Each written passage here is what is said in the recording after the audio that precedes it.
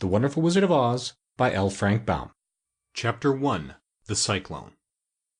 Dorothy lived in the midst of the great Kansas prairies with Uncle Henry, who was a farmer, and Aunt Em, who was the farmer's wife. Their house was small, for the lumber to build it had to be carried by wagon many miles. There were 4 walls, a floor, and a roof, which made one room, and this room contained a rusty-looking cook stove, a cupboard for the dishes, a table, 3 or 4 chairs, and the beds. Uncle Henry and Aunt Em had a big bed in one corner, and Dorothy had a little bed in another corner. There was no garret at all, and no cellar, except for a small hole dug in the ground, called the Cyclone cellar, where the family could go in case one of those great whirlwinds arose, mighty enough to crush any building in its path. It was reached by a trap door in the middle of the floor, from which a ladder led down into the small dark hole. When Dorothy stood in the doorway and looked around, she could see nothing but the great gray prairie on every side. Not a tree nor a house broke the broad sweep of flat country that reached to the edge of the sky in all directions. The sun had baked the plowed land into a gray mass, with little cracks running through it. Even the grass was not green, for the sun had burned the tops of the long blades until they were the same gray color to be seen everywhere.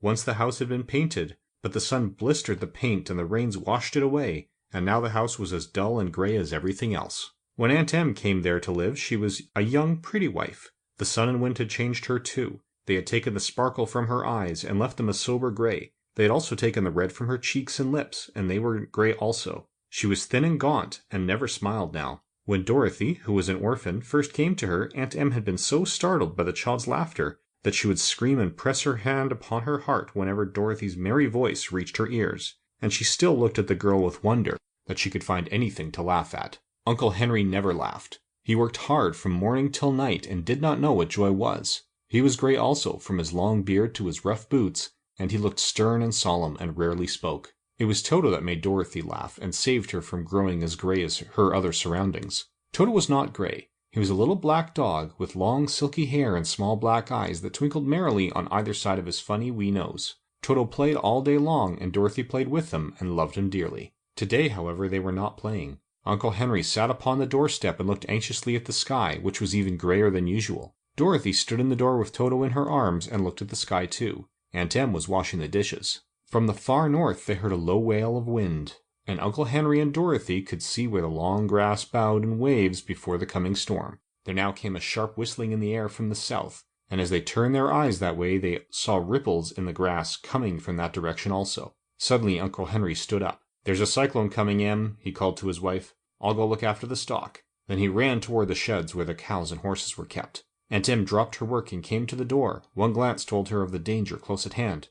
"Quick, Dorothy!" she screamed. "Run for the cellar!" Toto jumped out of Dorothy's arms and hid under the bed, and the girl started to get him. Aunt Em, badly frightened, threw open the trap door in the floor and climbed down the ladder into the small dark hole. Dorothy caught Toto at last and started to follow her aunt. When she was halfway across the room there came a great shriek from the wind, and the house shook so hard that she lost her footing and sat down suddenly upon the floor. Then a strange thing happened. The house whirled around 2 or 3 times and rose slowly through the air. Dorothy felt as if she were going up in a balloon. The north and south winds met where the house stood, and made it the exact center of the cyclone. In the middle of a cyclone the air is generally still, but the great pressure of the wind on every side of the house raised it up higher and higher until it was at the very top of the cyclone, and there it remained and was carried miles and miles away as easily as you could carry a feather. It was very dark, and the wind howled horribly around her, but Dorothy found she was riding quite easily. After the first few whirls around, and one other time when the house tipped badly, she felt as if she were being rocked gently, like a baby in a cradle.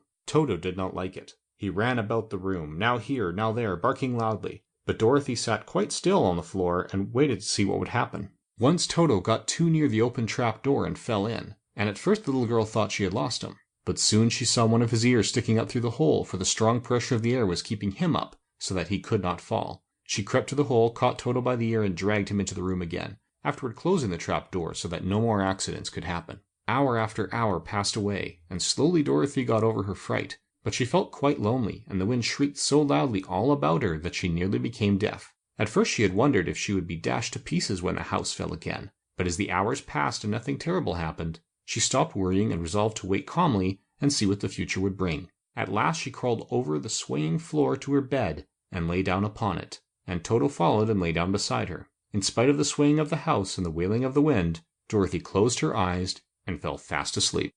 Chapter 2. The Council with the Munchkins. She was awakened by a shock so sudden and severe that if Dorothy had not been lying on the soft bed, she might have been hurt. As it was, the jar made her catch her breath and wonder what had happened, and Toto put his cold little nose into her face and whined dismally. Dorothy sat up and noticed that the house was not moving, nor was it dark, for the bright sunshine came in at the window, flooding the little room. She sprang from her bed and with Toto at her heels ran and opened the door. The little girl gave a cry of amazement and looked about her, her eyes growing bigger and bigger at the wonderful sight she saw.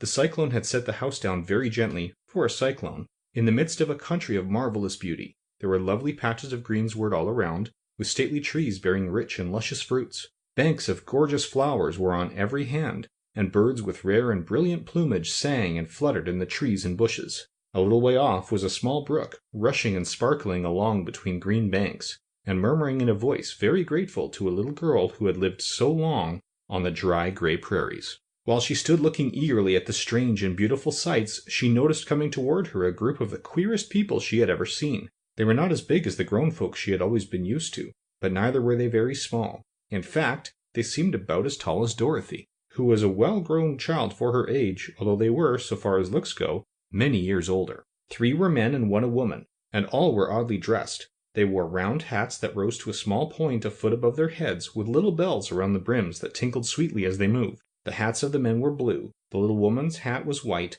and she wore a white gown that hung in pleats from her shoulders. Over it were sprinkled little stars that glistened in the sun like diamonds. The men were dressed in blue, of the same shade as their hats, and wore well-polished boots with a deep roll of blue at the tops. The men, Dorothy thought, were about as old as Uncle Henry, for 2 of them had beards. But the little woman was doubtless much older. Her face was covered with wrinkles, her hair was nearly white, and she walked rather stiffly. When these people drew near the house where Dorothy was standing in the doorway, they paused and whispered among themselves, as if afraid to come farther. But the little old woman walked up to Dorothy, made a low bow, and said in a sweet voice, "You are welcome, most noble sorceress, to the land of the Munchkins. We are so grateful to you for having killed the Wicked Witch of the East, and for setting our people free from bondage." Dorothy listened to the speech with wonder. What could the little woman possibly mean by calling her a sorceress and saying she had killed the Wicked Witch of the East? Dorothy was an innocent, harmless little girl who had been carried by a cyclone many miles from home. She had never killed anything in all her life.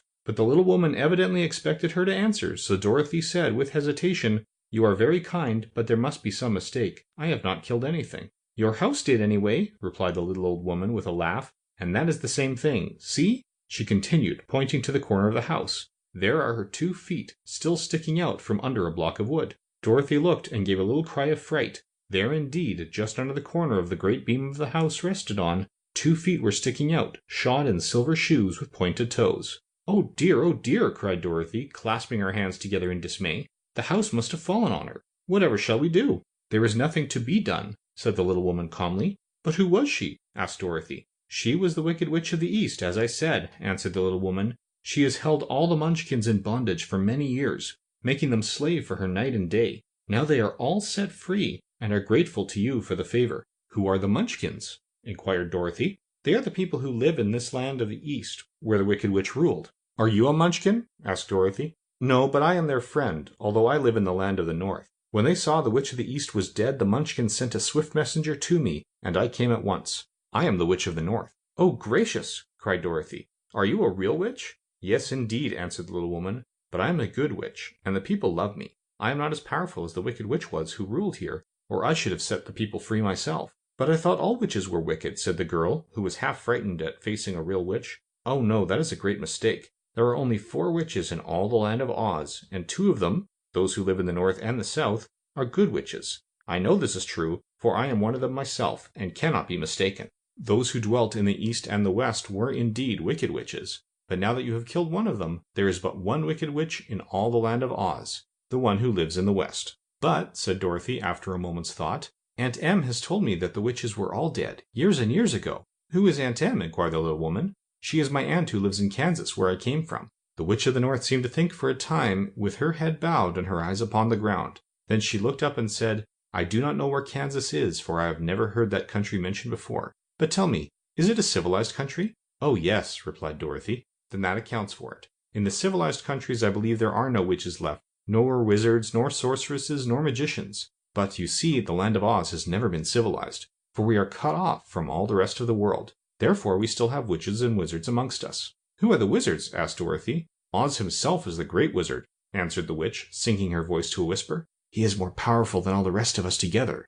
He lives in the City of Emeralds." Dorothy was going to ask another question, but just then the Munchkins, who had been standing silently by, gave a loud shout and pointed to the corner of the house where the Wicked Witch had been lying. "What is it?" asked the little old woman, and looked and began to laugh. The feet of the dead witch had disappeared entirely, and nothing was left but the silver shoes. "She was so old," explained the Witch of the North, "that she dried up quickly in the sun. That is the end of her. But the silver shoes are yours, and you shall have them to wear." She reached down and picked up the shoes, and after shaking the dust out of them, handed them to Dorothy. "The Witch of the East was proud of those silver shoes," said one of the Munchkins, "and there is some charm connected with them, but what it is we never knew." Dorothy carried the shoes into the house and placed them on the table. Then she came out again to the Munchkins and said, "I am anxious to get back to my aunt and uncle, for I am sure they will worry about me. Can you help me find my way?" The Munchkins and the witch first looked at one another and then at Dorothy, and then shook their heads. "At the east, not far from here," said one, "there is a great desert, and none could live to cross it."